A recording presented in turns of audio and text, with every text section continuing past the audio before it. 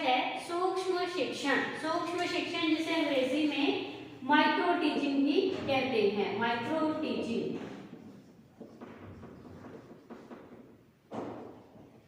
Micro teaching, तो ये topic जो है ये उन विद्यार्थियों के लिए बहुत ही इम्पोर्टेंट है जो विद्यार्थी बीएड कर रहे हैं, क्योंकि बीएड के दौरान उनकी जब टीचिंग प्रैक्टिस लगती है, स्कूल्स में बच्चे पढ़ाने के लिए जाते हैं, तो उससे पहले उन्हें माइक्रो टीचिंग के प्रोसेस से ही निकलना पड़ता है। तो इस वीडियो में माइक्रो टीचिंग क्या है, इसका अर्थ क्या है, इसकी प्रमुख विशेषताएं क्या है और प्रमुख सोपान क्या है, स्टेप क्या है, इस पर क्या है हम विस्तार पूर्वक चर्चा करेंगे। और साथ ही साथ प्रमुख जो स्किल्स हैं, जो इम्पोर्टेंट स्किल्स हैं, उसके बारे में भी मैं आप लोगों को बताऊंगी और आगे भी इससे रिलेटेड हमारे बहुत सारे लेक्चर्स आएंगे। तो सबसे पहले हम डिस्कस करेंगे कि माइक्रो टीचिंग का अर्थ क्या है, माइक्रो टीचिंग होती क्या है। तो माइक्रो टीचिंग के बारे में जब बात करते हैं, सूक्ष्म शिक्षण, तो ये जो है ये अध्यापन प्रक्रिया का बहुत ही लघु रूप है, मतलब टीचिंग प्रोसेस जो है उसका बहुत ही छोटा रूप है माइक्रो टीचिंग। तो इसके दौरान होता क्या है, माइक्रो टीचिंग के दौरान जो पढ़ाने की प्रक्रिया है वो बहुत ही कम समय में होती है और इसमें विद्यार्थियों की संख्या जो है वो भी बहुत ही कम होती है। विद्यार्थियों की संख्या जो है इसमें 5 या 10 विद्यार्थियों के ग्रुप जो है वो बना दिए जाते हैं माइक्रो टीचिंग में, मतलब विद्यार्थियों की संख्या कम होती है। और विद्यार्थी जो है मतलब जो बीएड कर रहे हैं बच्चे, उन्हीं में से विद्यार्थी जो है वो बच्चों की भूमिका निभाते हैं और उसी में से क्या है एक एक बच्चा करके क्या है वो पढ़ाता है, जो भी पीपल टीचर है, छात्र अध्यापक जो है वो पढ़ाता है। तो विद्यार्थियों की संख्या जो है इसमें कम रहती है। और टाइम की बात जब करते हैं, किसी स्कूल या कॉलेज में जब हम जाते हैं तो 30 या 35 मिनट का लेक्चर एक होता है, परंतु माइक्रो टीचिंग के दौरान जो समय है, पढ़ाने की जो अवधि है वो 6 या 7 मिनट के करीब ही रहती है, मतलब बहुत ही कम समय में जो भी पीपल टीचर द्वारा लेसन तैयार किया गया है उसकी प्रेजेंटेशन जो है वो 5 या 6 मिनट में या 6 या 7 मिनट में इस तरह से आप लोगों ने अपनी प्रेजेंटेशन जो है वो देनी है। तो इस दूसरा क्या है इसमें कि जो ऑब्जर्वेशन होती है वो भी जो सहभागी होते हैं, बीएड कर रहे हैं जो विद्यार्थी, उन्हीं में से जो है ऑब्जर्वर बनकर बैठते हैं और जो भी आगे बच्चा पढ़ा रहा है उसकी साथ के साथ फीडबैक जो है इसके दौरान दी जाती है, पढ़ाते समय साथ के साथ फीडबैक जो है वो दी जाती है। माइक्रो टीचिंग के अर्थ को और अच्छे से क्लियर करने के लिए हम कुछ परिभाषाएं देख लेते हैं। तो सबसे पहली परिभाषा जो है वो है स्टैनफोर्ड विश्वविद्यालय के अनुसार। तो क्या कहा गया है कि सूक्ष्म शिक्षण अध्यापन, अभ्यास, कक्षा आकार व कक्षा अवधि में न्यूनीकृत अनुमाप है। तो इस परिभाषा से भी क्लियर हो रहा है कि जो सूक्ष्म शिक्षण है वह अध्यापन की दृष्टि से, अभ्यास, कक्षा आकार और कक्षा अवधि की दृष्टि से न्यूनीकृत है, मतलब कम समय में ये सारी प्रक्रिया जो है वो होती है। और दूसरी परिभाषा जो है वो है डेविड यंग के अनुसार। तो इन्होंने क्या कहा है कि सूक्ष्म शिक्षण एक ऐसी प्रविधि है जिसके द्वारा नव शिक्षक तथा अनुभवी शिक्षक दोनों ही अपनी शिक्षण कला को परिमार्जित करने के अवसर प्राप्त करते हैं। ठीक है, तो इसमें क्या है, नव शिक्षक और अनुभवी, मतलब ये नहीं है कि जो भावी शिक्षक हैं जो या नव नियुक्त हुए जो शिक्षक हैं केवल उन्हीं के लिए माइक्रो टीचिंग उपयोगी है, ऐसा नहीं है, बल्कि जो अनुभवी हैं, जो पहले से ऑलरेडी जो सर्विस में है, उनके लिए भी माइक्रो टीचिंग जो है वो बहुत ही ज्यादा उपयोगी होती है, क्योंकि वो उनकी शिक्षण कला को परिमार्जित करती है। परिमार्जित मतलब उसे और दिखाती है, सुधारती है। तो माइक्रो टीचिंग जो है वो नव शिक्षक और अनुभवी शिक्षक दोनों के लिए ही जरूरी है। आगे हम पढ़ेंगे कि प्रमुख शिक्षण कौशल कौन कौन से हैं। अब माइक्रो टीचिंग की जब बात करते हैं तो माइक्रो टीचिंग जो है वो हमारे जो स्किल्स हैं उन्हें डेवलप करती है, स्किल्स जो हमारे कौशल है। अब अध्यापन प्रक्रिया की बात जब करते हैं तो एक टीचिंग प्रोसेस के लिए स्कूल अनिवार्य होता है, पुस्तकें जरूरी हैं और विद्यार्थी जरूरी है, परंतु अगर एक्सपीरियंस्ड टीचर नहीं है, स्किल्ड टीचर नहीं है, तो अध्यापन प्रक्रिया जो है वो सफलतापूर्वक हो ही नहीं सकती। और एक कौशल निपुण अध्यापक तभी बन सकता है जब माइक्रो टीचिंग में जो इम्पोर्टेंट स्किल्स हैं उनकी प्रैक्टिस की गई हो। प्रैक्टिस के द्वारा ही क्या है, अपनी गलतियों को सुधारा जा सकता है या टीचिंग प्रोसेस को किस तरह से विद्यार्थियों के रुचि के अनुसार बनाया जा सकता है, उन सभी चीजों पर प्रैक्टिस है वो माइक्रो टीचिंग के दौरान करवाई जाती है। तो माइक्रो टीचिंग में ऐसे कौन कौन सी इम्पोर्टेंट स्किल्स हैं जो आपकी टीचिंग को परफेक्ट बनाती है या रुचिकर बनाती है। तो उसमें सबसे पहले जैसे है पाठ प्रस्तावना कौशल। पाठ प्रस्तावना कौशल जिसे स्किल ऑफ इंट्रोड्यूसिंग लेसन कहते हैं। दूसरी है प्रश्नावली कौशल, स्किल ऑफ क्वेश्चनिंग। तीसरी स्किल है व्याख्या कौशल, स्किल ऑफ एक्सप्लेनेशन। और चौथी है श्यामपट्ट कौशल, skill of blackboard writing. पांचवी स्किल है उदाहरण या दृष्टांत कौशल, उदाहरण कौशल भी कह देते हैं इसे और दृष्टांत कौशल भी कह देते हैं, स्किल ऑफ इलस्ट्रेशन। और छठी जो है वो है पुनर्फलन कौशल, स्किल ऑफ रिइंफोर्समेंट। और सातवीं स्किल जो है वो है उद्दीपन विभिन्नता कौशल, जिसे स्किल ऑफ स्टिमुलस वेरिएशन भी कहते हैं। तो ये इंपॉर्टेंट 7 स्किल्स हैं, इसके अलावा भी बहुत सारी हैं, परंतु ज्यादातर क्या है इन्हीं कौशलों का प्रयोग जो है वो होता है। अब इनका प्रयोग होता कैसे है, आपको मैंने बताया था, एक तो होता है माइक्रो टीचिंग और एक होता है मैक्रो। माइक्रो तो अध्यापन का लघु रूप हो गया, जिसमें अध्यापन प्रक्रिया जो है वो बहुत ही कम समय में होती है, बच्चों की संख्या भी कम रहती है उसमें, और लेसन प्लान भी जो है छोटे रूप में ही बनाना होता है एक एक स्किल को लेकर। ये माइक्रो टीचिंग में क्या है, आप 5 या 6 मिनट का जो भी लेसन प्लान बनाओगे वो एक एक स्किल पर बनेगा। जैसे पाठ प्रस्तावना कौशल का अलग से बन गया, प्रश्नावली कौशल का अलग से बन गया। अब इन सभी चीजों का जो महत्व है वो मैक्रो लेसन प्लान में आकर बहुत ही ज्यादा बढ़ जाता है। मैक्रो लेसन प्लान कब होता तैयार करते हैं आप लोग, जब आप स्कूल में ट्रेनिंग के लिए जाते हो, तो उसमें क्या है 35 या 40 मिनट का जो है आपका एक लेक्चर होता है। तो 35 या 40 मिनट का जब आप प्रॉपर एक लेसन प्लान तैयार करते हो तो ये सारी स्किल्स जो हैं वो उस लेसन प्लान में क्या है इन्वॉल्व हो जाती हैं, इन्वॉल्व हो जाती है। उसमें क्या है पाठ प्रस्तावना कौशल भी, प्रश्नावली कौशल, व्याख्यान कौशल, श्यामपट्ट कौशल, ये सभी चीजें जो हैं वो हमारे मैक्रो लेसन प्लान में आ जाती हैं। आप डायरेक्ट अगर कोई कह दे कि मैक्रो लेसन प्लान पहले बनाओ तो ऐसा संभव नहीं है।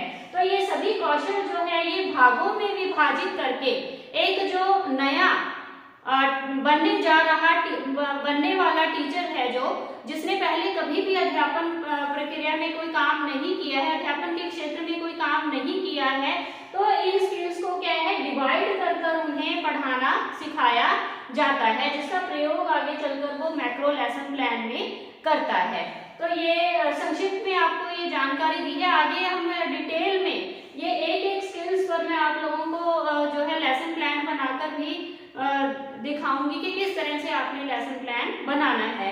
अब आगे हम लोग करेंगे सूक्ष्म शिक्षण की विशेषताएं, प्रमुख विशेषताएं इसकी क्या है। तो सबसे पहला पॉइंट इसमें आ जाता है लघु शिक्षण। लघु शिक्षण आप लोगों को ये क्लियर हो ही गया होगा कि माइक्रो टीचिंग जो है वो अध्यापन प्रक्रिया का बहुत ही लघु रूप है, जिसमें विद्यार्थियों की संख्या भी कम रहती है और समय जो है वो भी कम रहता है पढ़ाने का। ठीक है, तो ये लघु शिक्षण है। और दूसरी विशेषता जो है वो है विभिन्न शैक्षणिक जटिलताओं का समाधान। अब शैक्षणिक जटिलता क्या होती है, मतलब एजुकेशनल जो प्रॉब्लम्स हैं उनका समाधान जो है वो माइक्रो टीचिंग के दौरान किया जाता है, क्योंकि इसमें क्या है पूरी तरह से जो भी बच्चा जो है वो टीचिंग लाइन में जो जाना चाहता है उस पर पूरी तरह से फोकस किया जाता है कि कौन कौन सी ऐसी प्रॉब्लम्स आ सकती हैं कि आगे चलकर जो बच्चे को फेस करनी पड़ेगी। तो जैसे माइक्रो टीचिंग जो है, माइक्रो टीचिंग के दौरान बच्चों को सिखाया जाता है, बच्चे कौन से जो छात्र अध्यापक हैं, जो पीपल टीचर हैं, कि स्कूल में जब वो जाएंगे, क्लास में जाकर किस तरह से उन्होंने क्लास को कंट्रोल करना है, किस तरह से उन्होंने अपने टॉपिक को इंटरेस्टिंग वे में बच्चों को पढ़ाना है, ताकि बच्चे जो हैं पूरी तरह से उनके जो भी लेसन वो पढ़ा रहा है टीचर, उसमें अच्छी तरह से इन्वॉल्व हो जाए, शोर ना करे, है ना। तो मतलब बहुत सारी ऐसी समस्याएं होती हैं जिनका समाधान जो है वो माइक्रो टीचिंग के दौरान जो है बताया जाता है। ठीक है, मतलब किस तरह से आप लोगों ने क्वेश्चंस तैयार करने हैं, किस तरह से टीचिंग एड्स का प्रयोग करना है, तो ये सारी चीजें जो है वो माइक्रो टीचिंग के दौरान सिखाई जाती हैं। तीसरा पॉइंट जो है वो है कक्षा में नियंत्रण रखने में सहायक। और कक्षा में नियंत्रण रखने में सहायक तो ठीक है ही ये, क्योंकि ये आप जब माइक्रो टीचिंग का प्रोसेस होता है तो बच्चे जो होते हैं वो बच्चे आपके सहपाठी जो होते हैं वही बच्चों की भूमिका को निभा रहे होते हैं, तो उन पर कंट्रोल रखना जो है आपके लिए जो है ज्यादा इजी रहेगा। अगर डायरेक्ट आपको कोई कह दे कि आप 50 या 60 बच्चों की क्लास में जाओ और पहली बार आप टीचिंग कर रहे हो, तो वो थोड़ा सा बच्चों को कंट्रोल करना जो है वो मुश्किल हो जाएगा। इसीलिए जो माइक्रो टीचिंग है तो ये आर्टिफिशियल एनवायरनमेंट में ही होती है, आपके सहपाठी की जो है बच्चों की भूमिका निभा रहे होते हैं, तो क्लास को कंट्रोल करना जो है आपके लिए आसान रहता है। और इसके बाद अगला पॉइंट जो है, विशेषता जो है वो है आत्मविश्वास में वृद्धि। तो आत्मविश्वास मतलब सेल्फ कॉन्फिडेंस इंक्रीज होता है, और आत्मविश्वास जो है वो बहुत ही ज्यादा जरूरी है जब आप टीचिंग लाइन में जा रहे हो। सेल्फ कॉन्फिडेंस जरूरी है, तो आत्मविश्वास में वृद्धि होती है जब आपको साथ के साथ फीडबैक मिलती है कि जो भी आपके लेसन प्लान में त्रुटियां रह गई हैं उसे आप सुधार कर पुनः से लेसन प्लान प्रेजेंट करते हो, और जब एप्रिसिएशन मिलती है तो अपने आप ही क्या है आत्मविश्वास में वृद्धि होती है और आप और अच्छा करने की कोशिश करते हो। अगला जो है वो है व्यक्तिगत प्रशिक्षण तकनीक। व्यक्तिगत प्रशिक्षण तकनीक क्या है, ये मतलब इंडिविजुअली ट्रेनिंग जो है इसमें दी जाती है। माइक्रो टीचिंग मतलब एक विद्यार्थी को मौका मिलता है कि वो अपना लेसन प्लान आकर प्रेजेंट करे, और जितनी भी स्किल्स हैं वो सभी स्किल्स पर क्या है एक बच्चा स्वयं खुद काम करता है, अपना लेसन प्लान बनाता है और पढ़ाने का मौका सभी को दिया जाता है। तो व्यक्तिगत प्रशिक्षण ट्रेनिंग मतलब एक व्यक्ति पर पूरा फोकस जो है माइक्रो टीचिंग के दौरान दिया जाता है व्यक्तिगत प्रशिक्षण तकनीक, इंडिविजुअली जो है ट्रेनिंग टेक्निक जो है ये। अगला जो है वो है प्रशिक्षण देने का सशक्त साधन। ठीक है, प्रशिक्षण देने का सशक्त साधन सबसे बेस्ट साधन जो है माइक्रो टीचिंग को माना गया है। प्रशिक्षण मतलब क्या है, ट्रेनिंग देने का सबसे सशक्त साधन माना गया। अगर ट्रेनिंग ही नहीं होगी, डायरेक्ट क्लास में जाकर बोल दिया जाए कि आपने पढ़ाना है, तो ऐसा संभव नहीं है। प्रशिक्षण के दौरान क्या है माइक्रो टीचिंग का अर्थ समझाया जाता है बच्चों को, और कौन कौन सी स्किल्स हैं उनके बारे में जानकारी दी जाती है, और किस स्किल का प्रयोग किस तरह से करना है इसके बारे में जो है वो ट्रेनिंग के दौरान ही बताया जाता है। इसीलिए क्या है ये प्रशिक्षण देने का सबसे उत्तम साधन जो है वो माना गया है। और लास्ट विशेषता जो है वो है पृष्ठपोषण। पृष्ठपोषण जिसे अंग्रेजी में फीडबैक भी कहते हैं। फीडबैक मैंने आपको बताया ही था कि ऑब्जर्वर जो है, जो भी आपकी पढ़ाने की कला का निरीक्षण कर रहा है, वो साथ के साथ आपको आपके पढ़ाने में जो त्रुटियां हो रही हैं उसके बारे में आपको साथ के साथ बताया जाता है, ताकि आप उन त्रुटियों में सुधार कर सको। तो पृष्ठपोषण जो है ये भी तत्काल पृष्ठपोषण इसे हम लोग कह सकते हैं। तो ये माइक्रो टीचिंग की एक विशेषता है। आगे हम सूक्ष्म शिक्षण के विभिन्न सोपान क्या है वो पढ़ेंगे। सोपान क्या होता है, स्टेप। विभिन्न सोपान पढ़ेंगे। तो सबसे पहला सोपान जो है वो है सूक्ष्म शिक्षण की सैद्धांतिक जानकारी। तो सूक्ष्म शिक्षण के अंतर्गत जितने भी शिक्षण कौशल है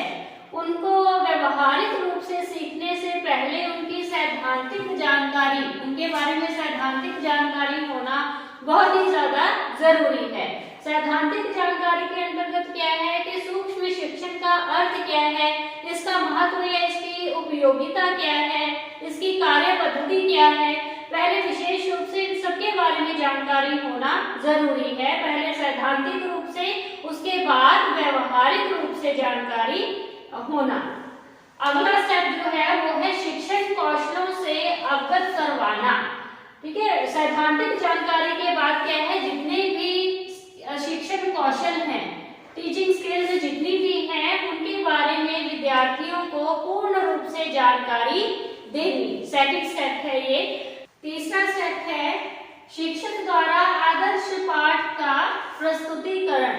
ठीक है, इसमें क्या है, मतलब जो भी विषय विशेषज्ञ है, जो मेन टीचर है, पहले वो छात्र अध्यापकों को खुद डेमो देगा, मतलब जितनी भी स्किल्स है वो खुद पढ़ाकर सिखाएगा कि किस तरह से आप लोगों ने पढ़ाना है। तो अध्यापक के द्वारा पहले क्या है, आदर्श पाठ का प्रस्तुतिकरण होगा, उसके बाद छात्र अध्यापक जो है अपनी प्रेजेंटेशन देंगे।